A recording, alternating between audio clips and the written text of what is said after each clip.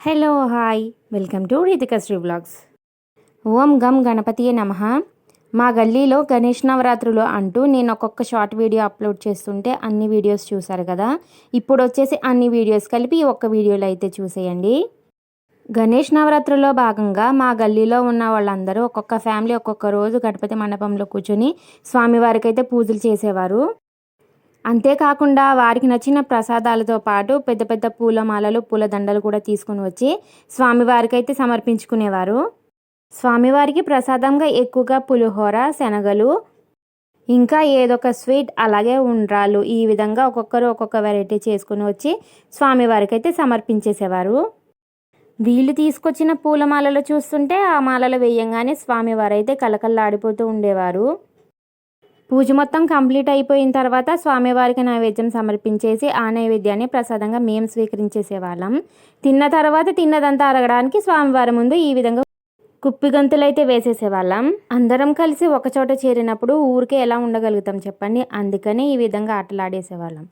Almost మేము ఆడిన ఆటలు వచ్చేసి ఖోఖో, కబడ్డీ, అంత్యాక్షరి, జల్దీ ఫై, మ్యూజికల్ చైర్స్ అంటూ చాలానే ఆటలు ఆడేసాం. ఈ విధంగానైనా నా చాలాసేపు స్వామివారి ముందు టైం స్పెండ్ చేసినట్టు ఉంటుంది కదా, అందుకే ఇదంతా. మా గల్లీలో ఉన్న వాళ్ళమందరం కలిసి ఈ విధంగా ఆటలాడుతూ టైం స్పెండ్ చేస్తుంటే మాకైతే భలే అనిపించేది. అది కూడా ఈ 9 డేసే కదా, తర్వాత ఎవరిలో వాళ్ళే ఉంటారు కాబట్టి గణేష్ను ముందు కాసేపు టైం స్పెండ్ చేసినట్టు ఉంటుంది, అందరం కలిసి కాసేపు కబుర్లు చెప్పుకున్నట్టు ఉంటుందని చెప్పేసి మేము ఈ విధంగా గణేష్ ముందు టైం స్పెండ్ చేసేవాళ్ళం.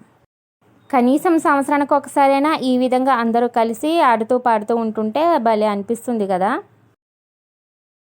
తర్వాత కూడా చిన్న చిన్న ముచ్చట్లు పెడతాం, కాకపోతే ఇంతసేపు టైం స్పెండ్ చేయం కదా. ఆల్మోస్ట్ మేము ఇంటికి వచ్చే వరకు 11-11:30 అట్లా అవుతుండేది. అది కూడా 6:30కి మండపం దగ్గరికి వెళ్తే మేము ఇంటికి వచ్చే వరకు 11 అవుతుండేది. అంతసేపు ఎక్కడ టైం స్పెండ్ చేస్తాం చెప్పండి వట్టి రోజుల్లో. ఇలాంటప్పుడే టైం స్పెండ్ చేస్తూ అందరం కలిసి ఈ విధంగా ఆటలాడుతూ హ్యాపీగా ఎంజాయ్ చేసేవాళ్ళం. అంతేకాకుండా ఇలాంటి చిన్న చిన్న ప్రోగ్రామ్స్ చేస్తుంటా కూడా వాటిని చూస్తూ మన పిల్లలు కూడా ఇలా నేర్పించుకుంటే బాగుండేది కదా అనుకుంటూ ఉండేవాళ్ళం. ఇక్కడ అన్నదానం చేస్తున్నది వచ్చేసి వీళ్ళే అన్నమాట. ప్రసాదం తీసుకుని వచ్చారు కదా, వాళ్ళే ఈరోజు అన్నదానం చేస్తున్నారు. రోజు ఈవినింగ్ టైంలో పూజకి వెళ్ళే వాళ్ళం. అన్నదానం రోజున మాత్రం అన్నదానం అంటే తెలిసిందే కదా, రెగ్యులర్గా చేసే పప్పు, సాంబార్, చట్నీ, ప్రసాదం, పులిహోర, వీటితో పాటు వైట్ రైస్ ఇవన్నీ కలిపి అన్నదానంలో అయితే పెట్టేశారు. అందరం కలిసి భోజనాలు కంప్లీట్ చేసుకున్న తర్వాత ఈవినింగ్ వరకు అక్కడే ఉండేసి ఇంటికైతే వచ్చేసాం. ఈవినింగ్ కూడా అక్కడే భోజనాలు చేసుకున్నాం. ఇకపోతే 9th డే స్వామివారిని సాగనింపే టైం వచ్చేసింది.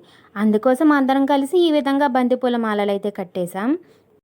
స్వామివారిని ఊరేగిస్తూ తీసుకెళ్తున్నప్పుడు ఎదురయ్యే భక్తుల కోసం ఈ విధంగా పులిహోరలు అయితే ప్యాకింగ్ అయితే చేసేసాం. ఊరేగిస్తూ తీసుకెళ్తున్నప్పుడు ఎవరైనా భక్తులు ఎదురుస్తూ ఉంటారు కదా, అలాంటప్పుడు ఒక్కొక్కరికి ఒక్కొక్క ప్యాకెట్ ఇవ్వడం కోసం ఈ విధంగా ప్యాకెట్లు అయితే చేసేసాం.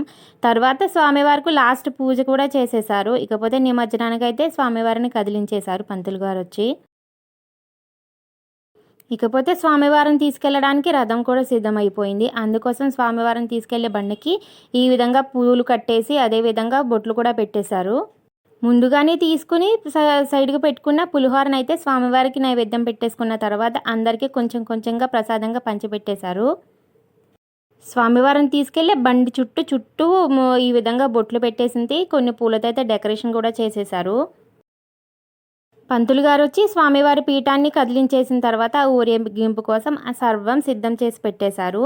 తర్వాత పిల్లలందరూ కలిసి చిన్న చిన్న విగ్రహాలను అయితే తీసుకొచ్చి ముందుగా రెడీ చేసి పెట్టుకున్న బండిలో అయితే ఒక్కొక్కటిగా పెట్టేశారు.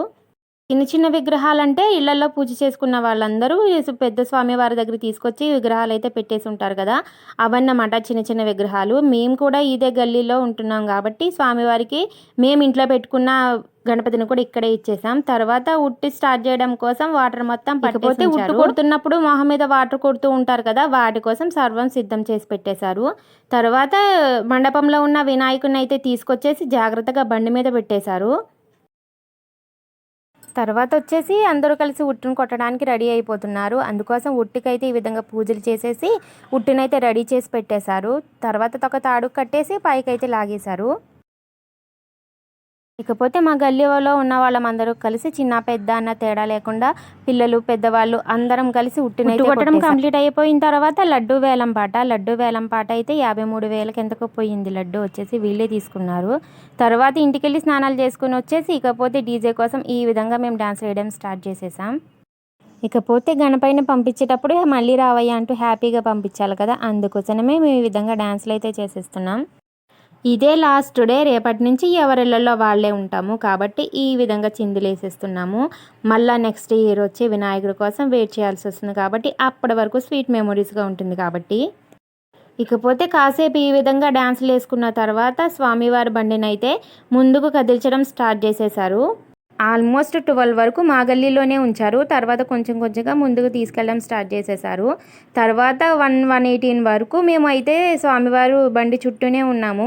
అంతవరకు కూడా మా ముందు గల్లీలోనే ఉంచారు. తర్వాత కొంచెం కొంచెంగా ముందుగా కదిలించడం స్వామివారి బండి మా గల్లీ దాటి ముందుకెళ్ళేటప్పటికి 1:30 అయింది. అప్పుడు మేము ఇంటికి వచ్చేసాము. మగవాళ్ళు పిల్లలు కలిసి స్వామివారిని అయితే ఊరేగింపుగా తీసుకెళ్ళి నిమజ్జనం చేసి వచ్చేసారు. ఊరేగింపు రోజు పాడుకున్న లడ్డు ప్రసాదం అయితే మా ఇంటి వరకు వచ్చేసింది. ఈ లడ్డు ప్రసాదం అనేది ఎంతమంది పాడుకున్నా కూడా ఆ స్వామివారి అనుగ్రహం ఉన్న వారి చెంతకైతేనే చేరుతుంది కదా. పెద్ద లడ్డు వచ్చేసి కొంచెం ఎక్కువ కాస్ట్కి, చిన్న లడ్డు వచ్చేసి కొంచెం తక్కువ కాస్ట్కి అయితే పోయింది. పెద్ద లడ్డు ఎవరు తీసుకున్నారన్నదే చూపించాను కదా, చిన్న లడ్డు మాత్రం వీళ్ళే తీసుకున్నారు. అన్నదానం చేశారు కదా, వాళ్ళ చెంతకే చేరింది. ఆ స్వామివారి దయ ఉంటే ఏదైనా సాధ్యమే కదా. ఇంకా ఫైనల్గా వచ్చేసి స్వామివారి నిమజ్జనం. 9 రోజులు ఎంతో పద్ధతిగా పూజలు అందుకున్న స్వామివారిని అంతే పద్ధతిగా సాగనంపాలి కదా, అందుకోసమే నిమజ్జనం కార్యక్రమం. మా వాళ్ళు కూడా చాలా పద్ధతిగా అయితే చేసేశారు. స్వామివారిని ఊరేగించడానికని డీజేలని, డెకరేషన్లని చాలానే ఖర్చు పెడుతుంటాం కదా. అలాగే 9 days పూజలు కూడా చాలా శ్రద్ధగా వహిస్తాం కదా. అదేవిధంగా స్వామివారిని సాగనంపేటప్పుడు అంతే భక్తి శ్రద్ధలతో పంపిస్తే బాగుంటుంది అనేసి నా ఉద్దేశం. అవునా కాదా అన్నది మీరే చెప్పాలి. ఎంత గొప్పగా పూజలు చేశామన్నది కాదు, ఎంత గొప్పగా సాగనంపామన్నదే చాలా ఇంపార్టెంట్ విషయం. అక్కడక్కడ వీడియోస్ చూస్తుంటే అనిపిస్తుంది, అరే ఎలా చేయగలుగుతున్నారా అనేసి. నిజంగా చాలా హట్టింగ్ అనిపిస్తుంది. మా వాళ్ళు ఆ విధంగా కాకుండా చాలా పద్ధతిగా అయితే స్వామివారిని సాగనంపారు. దిస్ ఈజ్ ద నవరాత్రుస్ వీడియో నచ్చితే లైక్ చేసి షేర్ చేయండి. మరిన్ని విశేషాల కోసం మన ఛానల్ని ఇప్పుడే సబ్స్క్రైబ్ చేసుకోండి. Thank you so much for watching. Bye bye.